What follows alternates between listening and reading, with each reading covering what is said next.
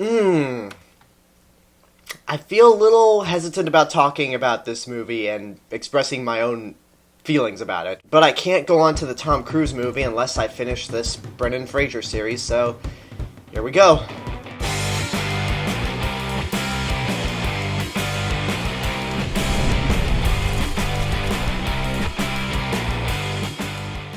The Mummy Returns came out in 2001 and brings back pretty much everybody from the first movie. Brendan Fraser, Rachel Weisz, John Hannah, Arnold Vosloo, and it's once again written and directed by Stephen Sommers. The movie begins with a backstory on the Scorpion King, played by Dwayne "The Rock" Johnson in his feature film debut. But anyway, he was this great conqueror in ancient Egypt, basically signed a deal with the devil to conquer Egypt, and was sentenced to basically fall asleep, I guess.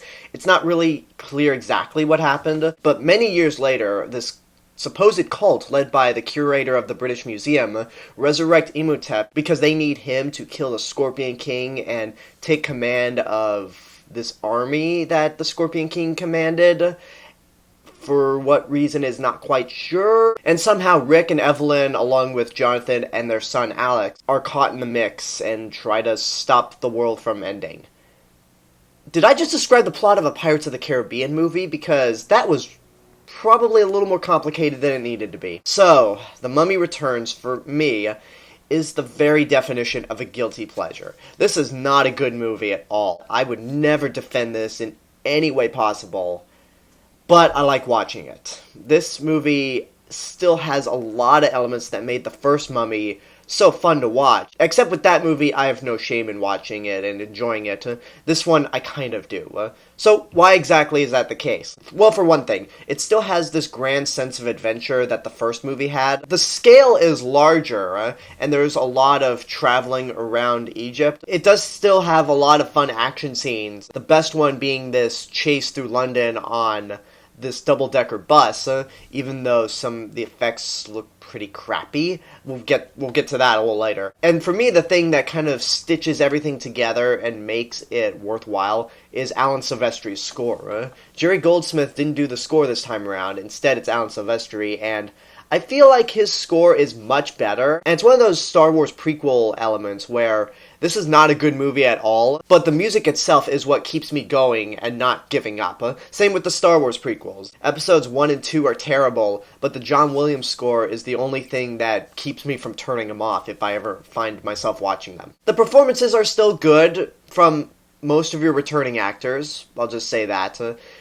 And now for the bad. There are also some really bad performances in this movie. As for The Rock, I'm not going to be too critical because he's actually not in the movie that much. His role is important, but he's not in it very long. And we all know that over time, he would improve his acting skills and become probably one of the most charismatic, if not the most charismatic actor working today. And I think it's funny to point out that even though The Rock started out as a wrestler, in The Mummy Returns, he did look fit, but if you compare him to how he looks in Baywatch, he looks tiny in The Mummy Returns. It's just hilarious to see the comparison. It's just like that internet meme. Only The Rock could make The Rock look like a sissy. The kid who plays Alex O'Connell, Rick and Evelyn's son, and the woman who plays the reincarnation of Anaxinamun are awful. The kid has this very Jake Lloyd, Anakin Skywalker feel to him whenever he's acting. He's so disinterested, and it's just a dull performance. But the woman is even worse. She only has one facial expression throughout the whole movie. She tries to sound very seductive and controlling when around people, but she just comes across as terrible. The actress's name is Patricia Velásquez, and she and Rachel Weisz actually share a lot of scenes together, and it's almost sad and pathetic to watch because you could tell watching these scenes, Rachel Weisz is acting circles around Patricia. It's just sad to watch. Oh, speaking of Rachel Weisz, the reason why she and this actress share many scenes together is because it's revealed that she herself is actually the reincarnation of the pharaoh's daughter that Imhotep once served, and that was set to marry Anaxinamun before, he got murdered. And it's something that's just never established. It's only there to explain how well she is at fighting, how she's able to locate a bunch of these Egyptian artifacts at the beginning of the film, it's just kind of lazy. It does have the potential to be something rather interesting and lead to some character development, but it doesn't really go anywhere, and it also brings up a continuity error with the last movie. Because in the last movie, Imhotep believed that Evelyn was the reincarnation of Anaxunamun. But in this movie, they show flashbacks where the two of them in their previous life clearly knew each other, so why would the mummy not be aware of who this person was in the last movie? It's dumb. It's bad writing, and really a clear sign that Stephen Sommers probably only had the intention to make one Mummy movie, and then because it was a hit, Universal asked him to make another, and he just kind of made up something on the spot. And that's what it seems to look like, and that really applies for the plot of this movie. While it's nowhere near as complicated as any of the Pirates of the Caribbean movies, it doesn't make a whole lot of sense still. The villain's motivation for why they want to resurrect the Scorpion King, kill him, and take command of his army is not clear. Like, what are you guys going to do with it once you have this army? And then they also turn Imhotep into Avatar the Last Airbender. In the last movie, he had these supernatural powers where he'd suck the soul out of those who opened his tomb. He could control sand. That's fine and all. Like, it's cheesy, but I could probably let it slide.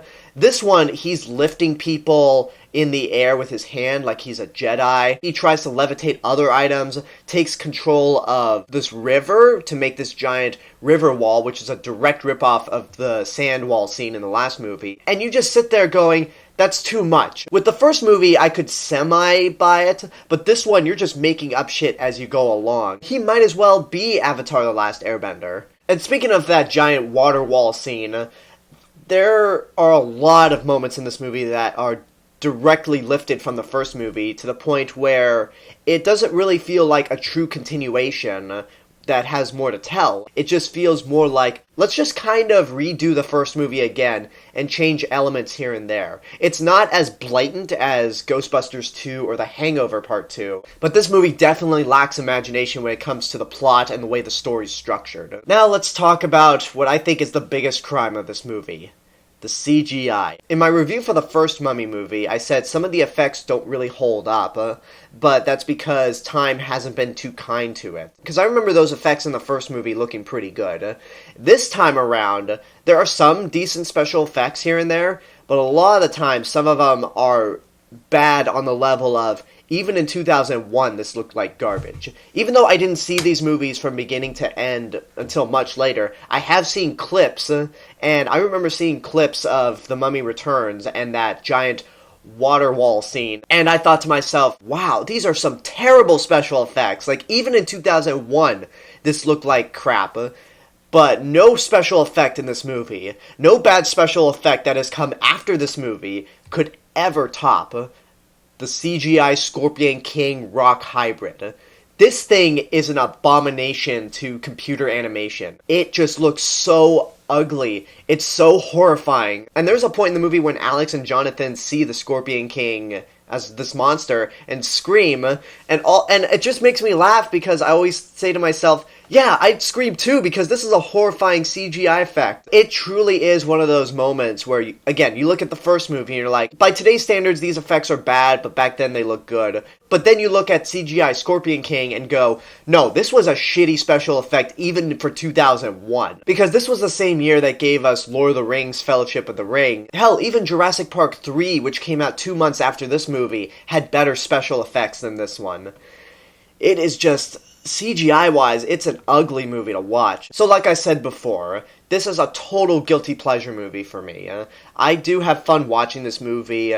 Sometimes it's in a bad, it's good way, but I can never deny that this is a bad movie as a whole. Terrible special effects, weak villains, a nonsensical plot, terrible performances from 2 actors. So if you've never seen this movie, it's actually really tough to recommend. There are some unintentionally funny moments throughout this movie, so I guess on that note, I'd say watch at your own risk, because there are some parts in it that you can enjoy, intentionally and unintentionally, but as a whole, it's probably not worth it. And that's my review for The Mummy Returns, and if you feel like this movie is bad, which it is, just wait until I talk about The Mummy Tomb of the Dragon Emperor.